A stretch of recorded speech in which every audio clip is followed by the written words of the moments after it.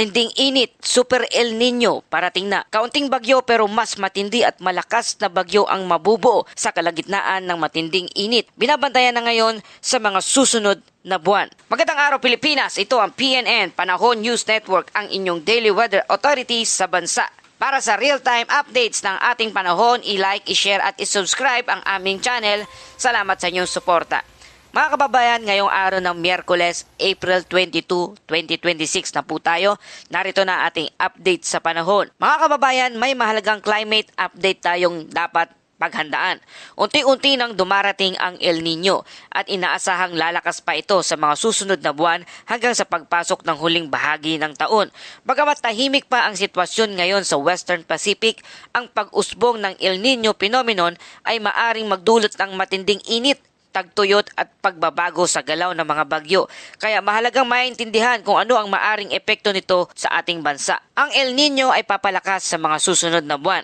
Batay sa pinakahuling pagsusuri ng mga meteorologists, nagsisimula ng makita ang pag-init ng tubig sa silangan at gitnang bahagi ng Pacific Ocean. Isa ito sa pangunahing palatandaan ng El Nino. Kapag nagkaroon ng abnormal na pag-init sa karagatan sa silangang Pacific, nagbabago ang pandaigdigang galaw ng hangin at ulap. Dahil dito, naapektuhan maging ang klima sa Western Pacific kabilang ang Pilipinas. Sa mga susunod na buwan, inaasahang mas iinit ang temperatura, mas kaunti ang pag-ulan sa maraming lugar, mas mataas ang tsansa ng tagtuyot at mas kaunti ang mabubuong bagyo. Ngunit bagamat maaring bumaba ang bilang ng bagyo, may isang mahalagang babala. Ang mga bagyong mabubuo sa panahon ng El Nino ay posibleng maging mas malakas. Ito ay dahil sa silangang bahagi ng Pacific na bubuo ang mga sama ng panahon. Kaya mas mahaba ang oras na ginugugol ng bagyo sa ibabaw ng mainit na karagatan na nagbibigay ng sapat na panahon upang ito ay lumakas. Sa madaling salita, mas kaunting bagyo pero mas malakas ang potensyal ng mga mabubuong bagyo. Ano ang posibleng epekto nito ang El Nino sa ating bansa? Sa Pilipinas, iba-iba ang maaring epekto ng El Nino depende sa rehiyon. Sa Northern Luzon, posibleng bahagyang mas basa kaysa normal, lalo na kung lumalakas ang habagat sa mga susunod na buwan. Sa Visayas at Mindanao, mas mataas ang posibilidad ng matinding init, mas tuyong kondisyon, kakulangan sa ulan, tagtuyot sa ilang lugar. Kaya sa gitna ng tag-ulan, may posibilidad pa ring makaranas ng kakulangan sa ulan sa ilang bahagi ng bansa. Ito ang dahilan kung bakit malaki rin ang posibleng epekto sa agrikultura, lalo na sa mga lugar na umaasa sa regular na pag-ulan. May binabantayang panibagong pag-ulan sa bandang Pacific. Sa ngayon, wala pang nabubuong bagyo sa ating paligid, ngunit may isang bahagi ng Pacific malapit sa Micronesia ang binabantayan dahil sa pagdami ng moisture at pag-ulan. Sa susunod na 7 hanggang 10 araw, may maliit na tsansa na pagkakaroon ng panibagong low pressure area, ngunit sa ngayon ay wala pang malinaw na sinyalis ng tropical cyclone development. Ngayon pa man, patuloy itong babantayan dahil ang mga ganitong kondisyon ay maaring maging simula ng panibagong sama ng panahon sa mga darating na araw.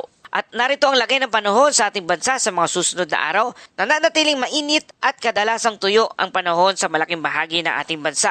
Sa mga susunod na araw sa Luzon, mainit at maalinsangan, may isolated thunderstorm sa bandang hapon o gabi. Sa Visayas naman, mainit ngunit may posibilidad ng panakanakang pag-ulan. Sa lugar ng Mindanao, may bahagyang mas mataas na tsansa ng isolated shower dahil sa easterlies. Hindi inaasahan ang malawakang pag-ulan ngunit may mga localized thunderstorm na maaring magdala ng biglaang pagbuhos ng ulan, pagkulog at pagkidlat, localized flooding at sa mabababang lugar. Sa kalagitnaan ng linggo, inaasahang mananatili ang mainit na panahon lalo na kapag humina ang easterly winds. Sa kabuuhan ng ating balita, papalakas ang El Nino sa mga susunod na buwan at posibleng mas kaunti ang bagyo ngunit mas malakas ang pagbuo nito. Mas mataas ang tsansa ng init at tagtuyot sa Visayas at Mindanao. Wala pang agarang banta ng bagyo sa bansa sa ngayon.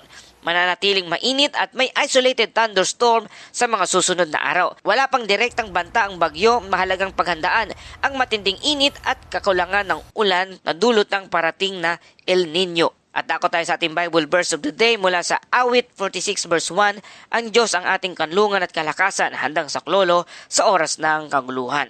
Mga kababayan, sa panahon ng pagbabago, maging kalikasan o sa ating buhay, madalas may kasamang pangamba at pag-aalala.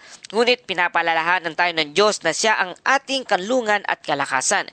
Tulad ng panahon na maaring magbago anumang oras, ang buhay rin ay may mga hindi inaasahang pangyayari.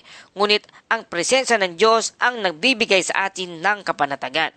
Ano man ang init, unos o pagsubok na darating, tandaan natin na ang Diyos ay laging handang sumaklolo sa tamang panahon. At yan po ang ating update sa lagay ng panahon sa araw na ito. Kung nagustuhan niyo ang balitang ito, please like, share, and subscribe para lagi kayong updated sa panahon. Salamat sa inyong suporta.